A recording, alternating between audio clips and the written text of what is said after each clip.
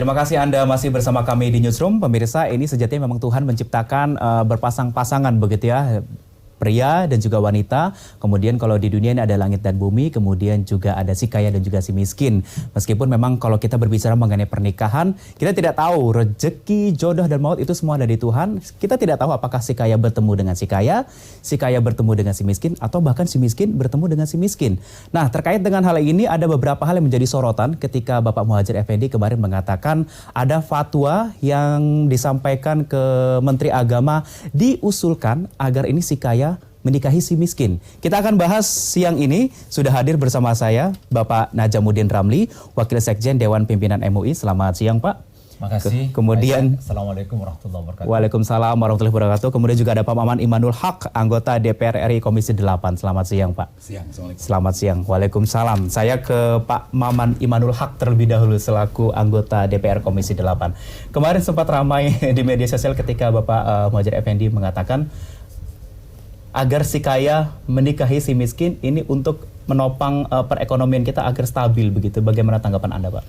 Saya menyoroti ya pejabat-pejabat publik secara spesifik pembantu-pembantu presiden hari ini itu banyak sekali melakukan kesalahan dalam komunikasi publik. Misalnya kita dengar Menteri Kesehatan ketika soal masker corona kenapa nggak lebih masker dan lain sebagainya. Nah sekarang Pak Menko, Pak Muhadjir mencoba untuk entah berkelakar atau tidak mengatakan sebaiknya Menteri Agama membuat fatwa bahwa pernikahan sebaiknya yang miskin dan kaya. Itu secara etik pejabat publik seharusnya harus berpikir lebih panjang ketika dia mengungkapkan statement itu. Karena pertama minta fatwa dari menteri itu salah. Kalau dari MUI benar.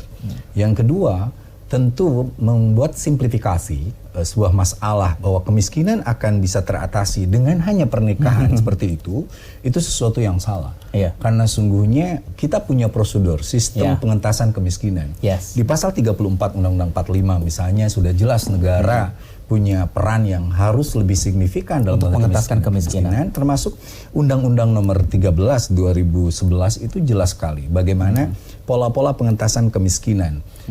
Pertanyaannya kan, seorang Menko seharusnya bicara tentang sampai sejauh mana efektivitas program-program pengentasan kemiskinan. Yang kedua, bagaimana mengharmonisasikan harmonisasi lembaga-lembaga yang bertanggung jawab terhadap kemiskinan. Komisi 8 kebetulan di sana ada Kemensos yang kita hari ini sedang mencoba mengejar apa yang membuat salah soal pengentasan kemiskinan. Salah satunya adalah tumpang tindih dan kesemrawutan data. Maka kata kuncinya Komisi 8 membuat panja tentang validasi data. Itu menjadi hal yang sangat penting yang harus diungkapkan seorang Menko, bukan minta fatwa dan lalu menganjurkan untuk menikah yang kaya dan miskin, sesuatu yang Tapi kalau Anda baca di Siltisat ini mungkin nggak itu kalau terjadi nantinya, Pak? Sangat sulit. Sangat sulit. Karena apa? Karena jodoh itu kan di tangan Allah ya. Dan kita tidak mungkin, apakah seorang yang miskin lalu menikah dengan orang yang kaya otomatis akan lalu kaya? Berubah ekonominya, tidak begitu bisa, ya. Pak. Orang itu dianjurkan dalam agama untuk berikhtiar, untuk berjuang, mengatasi kesulitan hidupnya. Dan negara harus hadir agar tidak ada kemiskinan struktural. Orang yang sebenarnya bisa kaya, orang yang sebenarnya bisa mampu, tiba-tiba karena sulitnya perizinan, karena sulitnya mengakses modal, karena sulitnya kita mencapai perjuangan itu, negara di sana justru menutup kemungkinan orang untuk menjadi orang mampu. Baik, emang sudah banyak yang mengatakan kalau menikah itu berjuang bersama-sama begitu ya, Pak, dan itu dijamin Quran Mas Ihsan. Iyakunu fuqara yughnihimullahu min fadli. Seandainya dua-duanya fakir, dua-duanya orang yang nggak punya, tapi ketika dia menikah dan dia berjuang dengan cintanya itu, rezeki itu akan datang dan itu dijamin sama. Baik, saya ke Pak Najamuddin. Pak Najamuddin, kita pengen lebih mengetahui sebenarnya arti pernikahan itu sebenarnya apa sih Pak? Dan kemudian apakah memang sudah dari dulu mungkin zaman Rasul dan sebagainya, apakah memang untuk menikahi yang fakir seperti ini ataukah menjadi sunnah atau bagaimana? Saya kira respon tentang nikah kaya miskin ini memang dalam substansi pernikahan tidak lain adalah ikatan, hubungan dua orang yang berlainan jenis, tentunya berdasarkan cinta di dalamnya, ikatan itu terbangun dari ikatan batin yang dalam dari dua orang manusia. Tetapi dalam Islam ada beberapa hadis Rasulullah Shallallahu Alaihi Wasallam memerintahkan kita memilih jodoh itu dengan 4 kriteria. Pertama dari hasabiha, jadi nasabnya itu harus betul-betul di antara orang itu harus terpilih gitu, bebet, bibit, bobotnya. Nah, kemudian 5 liha, kalau boleh dia kaya, di antara gadis-gadis pilihan kita. Yang ketiga lijamaliha, itu cantik, ya. Dan yang keempat baru lidiniha, baru keempatnya adalah ketiganya di atas tak perlu menjadi penting, tetapi pertimbangan yang paling urgen adalah agamanya. Yang cantik tadi cantik paras atau cantik hati, Pak? Ya saya kira dua-duanya. Dia cantik parasnya dan cantik pula hatinya. Dia kaya dan lain sebagainya. Saya kira ini adalah pilihan yang sangat ideal dalam Islam. Coba kita lihat bagaimana Rasulullah Shallallahu Alaihi Wasallam mendapatkan jodoh pertama dari Siti Khadijah, seorang konglomerat wanita di zaman itu dengan usia yang agak jauh, berselisih. Sangat jauh. Ya, Khadijah 40, sedangkan Rasulullah 25 tahun. 25 tahun, ya.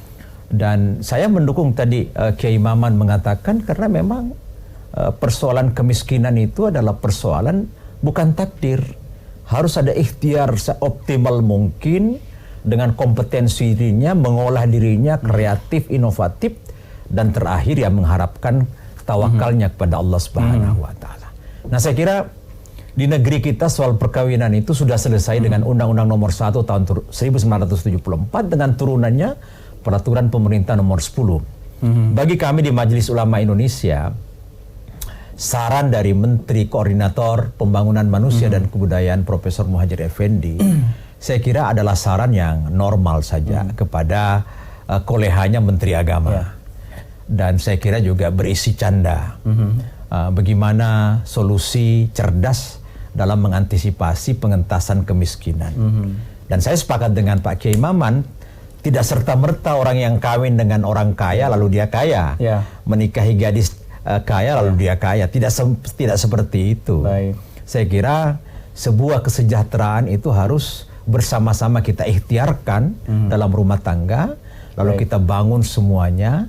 Tetapi itu tadi, saya sependapat lagi dengan Kiai Maman, ya saya kira ada yang salah dalam pengentasan kemiskinan. Sehingga lagi-lagi Menko PMK tak punya solusi lagi.